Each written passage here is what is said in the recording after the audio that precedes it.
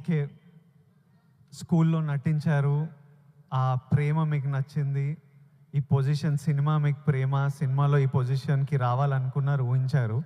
కానీ first time ఆ decision మీరు తీసుకొని మీ అమ్మా నాన్న వాళ్ళతోనూ చెప్పింటారు కదా, ఇప్పుడు ఊరు నుంచి సిటీకి రావాలి, నా కెరియర్ ఇదనుకుంటున్నాను అన్నప్పుడు మీ ఫ్యామిలీ వాళ్ళు ఎలా రియాక్ట్ అయ్యారు దానికి?